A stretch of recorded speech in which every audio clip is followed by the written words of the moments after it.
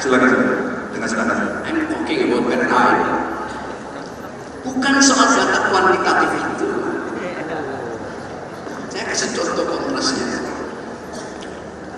Negara paling makmur di seluruh dunia, kira-kira 20 tahun lalu, namanya Nauru, di sebelah New Zealand. Nauru itu pendapatan per kapita tertinggi bertahun-tahun karena mengekspor dan mengeksploitasi tambang fosfat.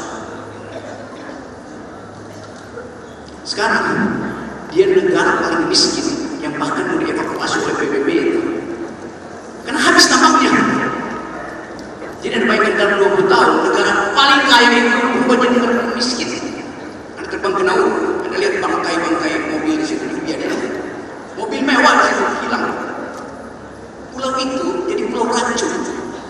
Saya bicara soal ecological footprint, bukan soal berapa anggaran yang akan ditumpahkan ke Kalimantan.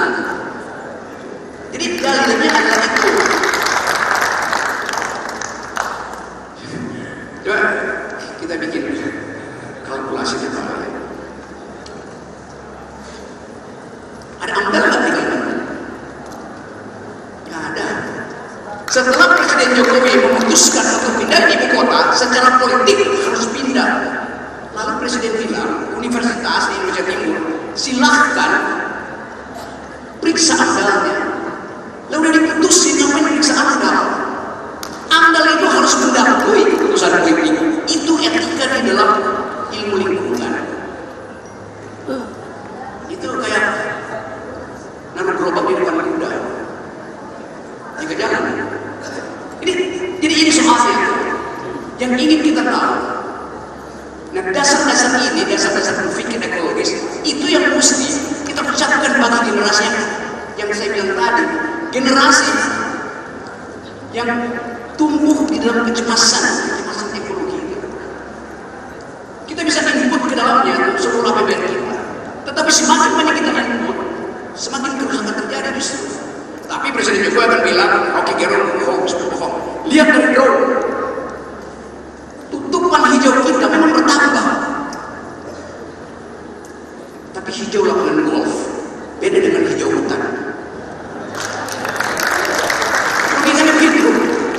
Jadi sekali lagi Pak Ganjar, ucapkan sesuatu supaya generasi baru, generasi muda yang 60% masih menahan suaranya sebagai undecided voters atau swing voters tahu bahwa Ganjar Pranowo bicara dua hal yang menjadi driver dunia, satu soal lingkungan, dua soal security global. Oke, saya tugaskan itu dibicarakan di sesi berikutnya, bukan di sini, tapi di UGM. Silakan Mas. Terima kasih atas penugasannya. Hari ini saya jadi petugas Rocky. Thank you, Bu. Tapi boleh saja dikit aja. Saya sepakat. Karena isu lingkungannya ada, tapi hari ini kita pada posisi ini. Gak ada sebuah keputusan tiba-tiba harus besok semuanya energinya hijau, besok energinya biru. No. Maaf. Soal itu kita bisa ditampilkan lagi, Mas? boleh. Ekonomi hijau kita sampaikan sangat ekonomi biru dan mudahnya mudah bertahan. Dan ini butuh anak muda untuk terlibat. Hari ini stand position kita adalah di sini dan akan melakukan transisi. Dan kita menyiapkan itu, tapi tidak hari ini hasilnya. Maka kenapa saya berdiri di sini dan menyampaikan gagasan ini? Ekonomi hijaunya saya contohkan satu saja tadi yang terkait dengan energi. Yang kedua, ekonomi biru. Ini yang terjadi. 77% adalah kita tahu. Namun sektor maritim ini kontribusi kalau kita bicara dari sisi duit 76% dari GDP. Ya. Dan angka-angka ini, sekali lagi saya tidak akan merepotkan Bapak Ibu, hanya untuk bervisual bahwa yang saya omongkan itu dihitung. Kami tidak asal bicara. Kami tidak mau kemudian memberikan sesuatu yang dieksekusi pakai. Karena betul, oke, menyampaikan karya menjadi catatan, maka sangat hati-hati. Gak bisa hanya dengan populisme sangat-sangat loh, sana bilang iya saya, loh, sana iya saya. Kita balik juga nanti ke sini. Ada juga sebagai potensi ekonomi yang tanpa mengeksploitasi. Ini masukan dari Bapak. Dari potensi yang ada ini, kita punya loh sebenarnya bukan berkredit. Anak-anak muda kita tahu ini, tapi kita tidak terlalu optimal. Maka dalam konteks hubungan luar negeri, kepentingan ekonomi, ASEAN, dalam kepemimpinan kita di ASEAN, mestinya kita bisa membawa itu keluar. Inilah ekonomi bangsa semua. Hijau, biru, sama kelompok. Dan kalau kemudian proses transisi ini dilakukan, bisa berhasil, kata saya coba catat apa yang ada. Nanti saya tulis catatan dari buku Rocky. Nauru, fosfat, dia tidak melakukan downstream itu, dieksploitasi dan jual begitu saja. Maka apa? Sudah dia jual habis habis.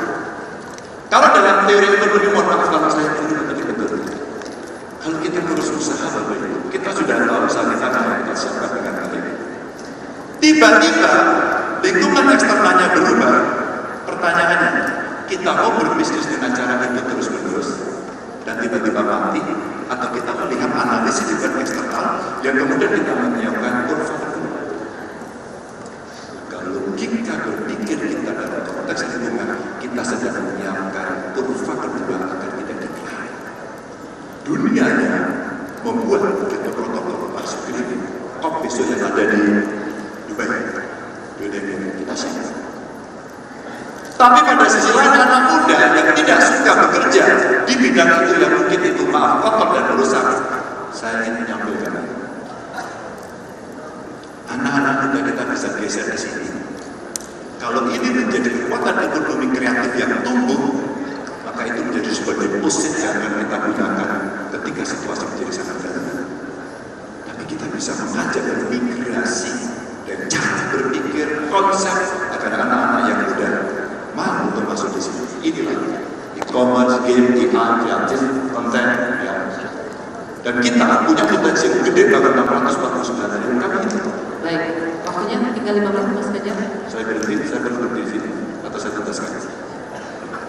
Kita punya energi gede banget, digital infrastruktur kita. Tapi potensi kapasitas data center kita yang gedenya seperti ini belum kita optimalkan. Maka sisa listrik yang kita miliki, kalau itu kita tarik kepada industri digital, anak-anak kreatif kita akan muncul. Boleh nggak ditampilkan? Maka secure data bisa, sustainability data kita bisa lakukan, lapangan kerja naik, upskilling SDM-nya naik, dan kemudian menciptakan pekerjaan baru untuk anak-anak kreatif. Ada nggak yang pemain lokal, pemain global tadi? Saya kasih contoh aja, boleh ditampilkan ya? Yang tokoh-tokoh anak muda, saya mau tampilkan saja.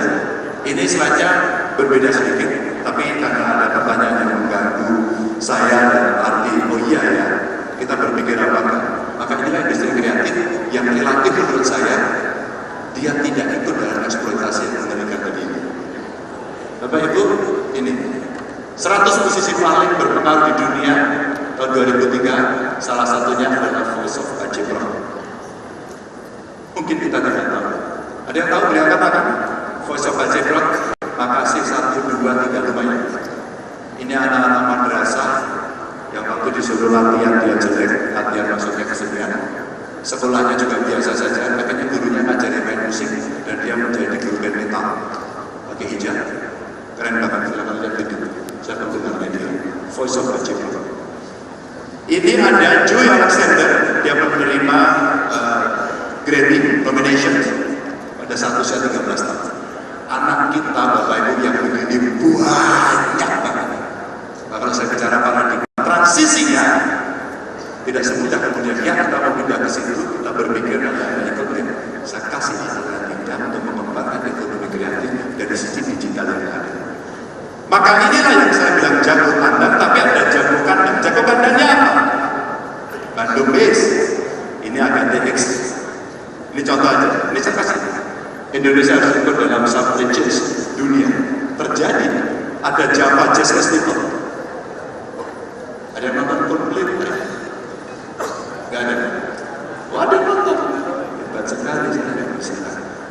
ada TSX, ada Inasi. Ini buatan anak Indonesia. Kalau ekonomi kreatif itu tumbuh di sana, maka pergeseran cara kita mengelola pertumbuhan ekonomi dengan dunia kreatif makin tinggi. Oke.